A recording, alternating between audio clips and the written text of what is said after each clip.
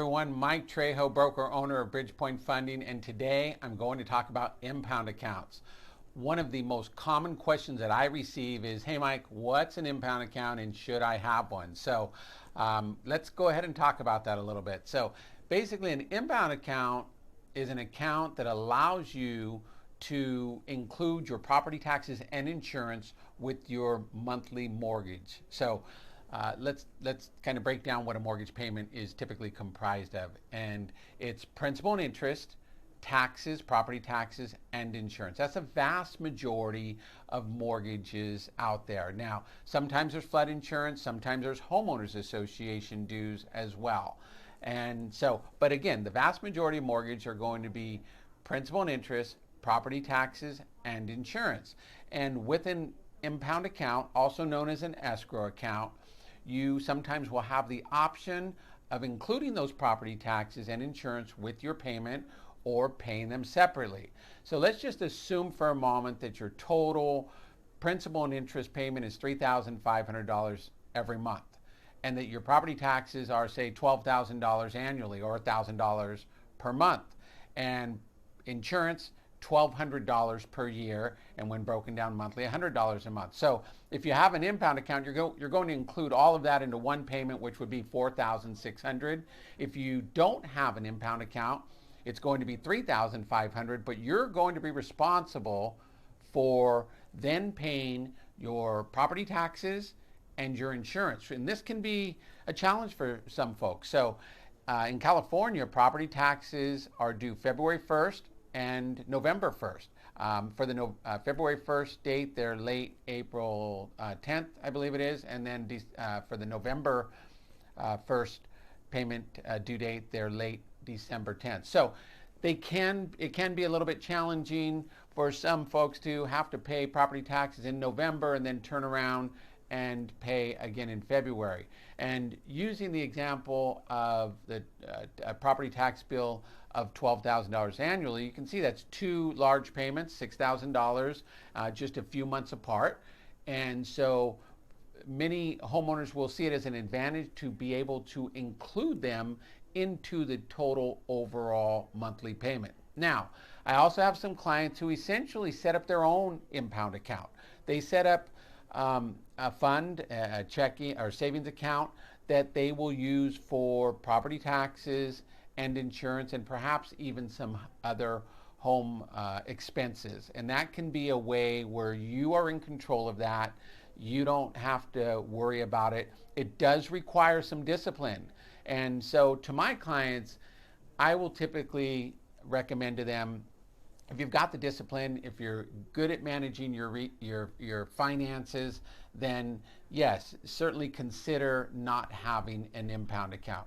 I have also had many clients who are very open and transparent, and they just say, hey Mike, I don't want that large bill twice a year, and then in addition to that, they would have to pay the homeowner's insurance, another bill of say $1,200 once a year as well. So it can be easier, more convenient to include that into the total overall monthly payment. Now, oftentimes from a strategy and a strategic point of view, I have clients who decide to separate them, pay their principal and interest only because they receive bonuses once or twice a year, or they're receiving commissions, and they'll use those funds to pay the property taxes. So this is why this is not a one-size-fits-all. This is not, I cannot make a statement that yes, 100% of the time you should have an escrow account, or 100% of the time you should not have one. It really depends on each individual. Each situation is truly unique and truly different, and I think it's important to look at it and what's going to be most beneficial to you. Now, when establishing an impound account up front, it has to be funded. So when you're purchasing a home, this will increase your closing costs, because there has to be a funding of that account to make sure that when the property taxes and insurance are due, that there's enough money in the account. So now another thing that I want to point out, on the impound account, if you have an impound account, you're going to receive an analysis once a year.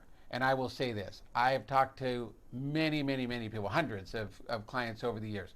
These escrow account analysis that you receive from the mortgage company, they are challenging to try to understand. Most people simply can't. To try to go back and figure them out and look at it, and it's basically going to let you know if you have enough money in the impound or escrow account, or if you don't. And if you don't have enough money in it, your payment will increase. This is something that I can tell you many of my clients, they just don't like. And nobody likes their payment to go up from, you know, 4,600 to 4,700 or 4,750. And you may be asking, why would that even happen? Well, it's important to note that property taxes increase slightly every year, that homeowners insurance can increase.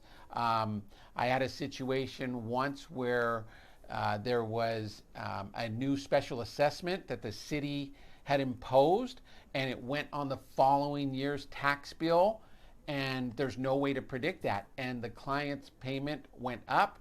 They contacted me, and it took a little bit of digging to find out what exactly happened, but we found out that there was something had been voted in as far as a special assessment that got added to the property tax bill, and ultimately got added to the mortgage payment. So this is something to keep in mind as well. It's almost a guarantee that the mortgage payment's going to change when you have an impound account. If you don't like that, you don't want that, you're really good from a financial perspective of managing your finances, probably not best to have an impound account.